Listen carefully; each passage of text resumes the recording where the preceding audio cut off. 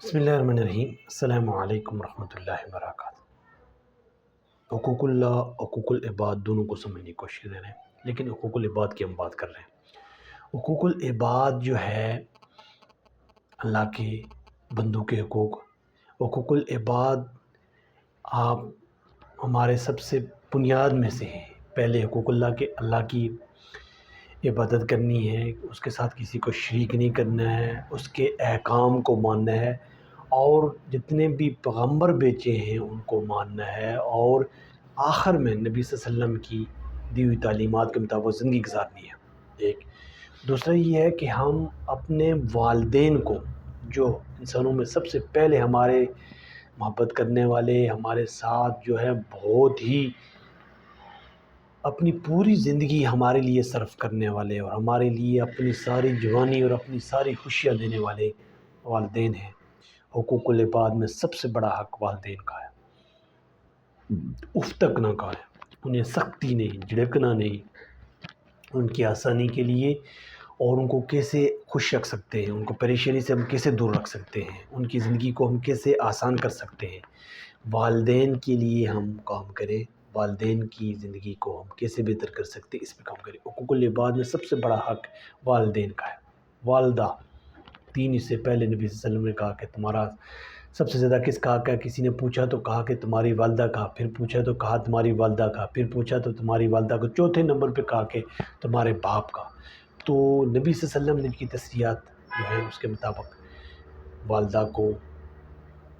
جناب ان کی اہمیت اور ان کی قدر و قیمت کتنی مشکل سے انہوں نے جو ہے نا پیٹ میں رکھا، اور اس کے بعد جو ہے نا کتنی مشکل سے اس کی پرورش کی، تربیت دی، تو والدین کی قدر کی۔ نبی صلی اللہ علیہ وسلم نے فرمایا کہ والد کی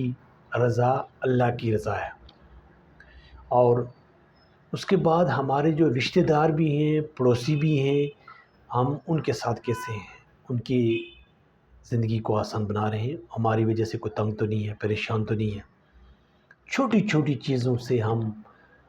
دوسروں کو کہیں ہرٹ تو نہیں کر رہے ہیں، اور لوگوں کے زندگی کو اجرن تو نہیں بنایا ہوا ہے، لوگ ہماری وجہ سے پریشان تو نہیں ہیں، کہیں ہم نے اپنی ذاتیات کی بنیاد پہ آ کے لوگوں کو جو ہے نا تنگ کیا ہوا ہے، اور لوگ جو ہے نا بہت ہی مشکل سے زندگی گزار رہے ہیں۔ اس پہ ہمیں کام کرنے کی ضرورت ہے کہ کس طریقے سے ان کو اچھی طرح فیسیلیٹیٹ کیا جائے، اس پہ کام کرنا ہے۔ پھر ہمارے جو ہیں ساتھ رہنے والے دوست ہیں، کلاس فیلو اور روم میٹ ہیں، اور ان کے ساتھ ہم کیسے ہیں، سفر کرنے والے ساتھ ان کے ساتھ ہم کیسے ہیں، کوئی تکلیف تو ہم سے نہیں ہو رہی ہے، اور پھر کوئی رشتہ دار بھی نہیں ہے، پڑوسی ہے، اس کے ساتھ ہمارا کیا تعلق ہے، کہ ہم پڑوسیوں کی زمینیں ہم سے محفوظ ہیں، چھوٹی چھوٹی جگہوں پہ ہم لڑ رہے ہیں، چھوٹی چھوٹی جگہوں پہ ہم نے جو ہے نا قبضہ کیا ہوا ہے، ہم کسی کی زمین مار کے اور خوشی محسوس کرتے ہیں، ہم کسی کا حق مار کے خوشی محسوس کرتے ہیں، کیوں؟ ایسا کیوں ہے؟ ہمارے اندر وہ اخلاقیات نہیں ہے، تربیت ہماری جو ہے وہ ایسے ماحول میں ہوئی ہے جہاں کہ یہ چیزیں کرنا کوئی بڑی بات نہیں ہے، تسبیح پڑھ رہے ہیں، اللہ اللہ کر رہے ہیں، اپنے بزرگوں کی قبروں میں جا کے ان کو بخشانے کی پوری کوشش کر رہے ہیں، لیکن یہ نہیں ہم اپنے آپ کو کر رہے ہیں کہ ہم کس طریقے سے ان چیزوں سے نکلیں۔ کسی کے ساتھ ناحق کرنا، کسی کی پیسے، کسی کی گاڑی، کسی کے جو ہے نا پراپرٹی کو نقصان پہنچانا، کسی کو ڈیمیج کرنا، کسی وجہ سے ہماری یہاں کی وجہ سے کوئی ڈسیبل ہو جائے، حقوق العباد میں سے ہم لوگوں کے حقوق کو خیال رکھیں۔ کوئی غیر مسلم ہے، پڑوسی ہے، کوئی غیر مسلم ہے ساتھ بیٹھا ہوا ہے، اس کو ہم کس طریقے سے فیسیلیٹیٹ کر سکتے ہیں، تو یہ اس پہ ہمیں کام کرنے کی ضرورت ہے۔ یہ تبھی ممکن ہوگا جب ہم اس پہ کام کریں گے۔ زندگی ایک آسان موقع ہے اور کام کرنے کے لیے ضرورت ہے، تو کیا کر سکتے ہیں، کیسے کر سکتے ہیں، بہتری کی گنجائش موجود ہوتی ہے، تو اپنے آپ کو بہتری کی طرف لے کے جائیں، اور مطمئن تبھی انسان ہو سکتا ہے جب وہ اس پہ کام کرے گا۔ اس پہ کام کرنے کے لیے ضرورت ہے کہ ہم اپنی فکر کو بدلیں، سوچ کو بدلیں، اپنے اندر معیار جو ہے وہ کیا ہے، معیار یہ کہ اللہ اور رسول نے کیا تعلیم دی ہے، اللہ اور اس کے رسول نے جو تعلیم دی ہے اس کے مطابق زندگی گزاری جائے۔ حضرت سلمان فارسی سب سے بڑے عمر میں گئے دنیا سے، انہوں نے بہت بڑی طویل عمر پائی ہے، اور وہ جب مختلف جگہوں سے ان کے حالات ہیں کہ پہلے وہ جو آگ کی پوجا کرنے والے باپ، اور وہاں سے پھر وہ عراق اور پھر شام اور کتنے جگہوں سے ہوتے ہوئے آئے، اور پھر ایک انہوں نے جب پہلے اس کے بعد پھر کرسچنری کی طرف گئے ہیں، عیسائیت کی طرف گئے ہیں،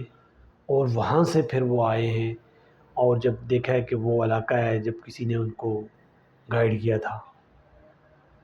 تو اس وقت کا پوپ جو کرسچن تھا کہ یہ نبی آنے والے ہیں، ایسے جگہ کھجوروں والی جگہوں میں ہوں گے، پوری وہ مدینے کی ایک پوری، اور ہوا بھی وہی کہ تڑپ جو ہے، جو کوشش ہے، انہیں وہاں لے آئی، اور کسی نے راستے میں جب قافلہ سفر کر رہے تھے، قافلے میں انہوں نے جو ہے نا لوٹ لیے گیا اور وہ غلام بنا کے بیچ دیے گئے، اور وہ بھی کسی یہودی نے خریدے، وہ بھی مدینے کا۔ انہیں دنوں کے بعد نبی صلی اللہ علیہ وسلم آئے، پھر نبی صلی اللہ علیہ وسلم کی خدمت میں جو انہوں نے پڑھ رکھا تھا کہ وہ صدقہ نہیں کھاتے، کھجوریں لے آئے اور کہتے ہیں یہ صدقہ ہے، نبی صلی اللہ علیہ وسلم بانٹ دی۔ کچھ دنوں بعد پھر گئے اور کہتے ہیں کہ یہ گفٹ ہے، ہدیہ ہے، تو وہ نبی صلی اللہ علیہ وسلم نے کھایا، اس پہ وہ ایمان لے آئے، اور بہت سی چیزوں کے ساتھ انہوں نے بہت طویل عمر پائی ہے۔ بڑی جنگوں میں سے جنگیں جو جنگ احزاب کہتے ہیں اور جسے جنگ خندق کہتے ہیں، یہ ان کی مشورے سے لڑی گئی ہے، اور ان کی جو پلان تھا انہوں نے کھدائی، اور پورے کتنے طریقے سے بہترین جس میں وہ دشمن پسپا ہوا ہے، مسلمانوں کے کلیجے اوپر آ گئے، آزمایا گیا، آزمائش ہے، دنیا ٹیسٹ ہے، ہم کہاں پہ کھڑے ہیں؟ اپنی ہر ایک چیز پہ نظر رکھیں، اپنے آپ کو بہتری کی طرف لے کے جائیں کہ ہم بہتری کی گنجائش موجود ہے، کام کر سکتے ہیں، بہتری کے لیے کام کرنے کے لیے ہمارے پاس جو وقت ہے اس پہ کام کریں۔ زندگی ایک موقع ہے، کیسے کر سکتے ہیں اور کس طریقے سے کر سکتے ہیں یہ ضرورت ہے، لیکن یہ کچھ ہی زندگی کے مواقع آتے رہتے ہیں، مواقع سے فائدہ اٹھائیں،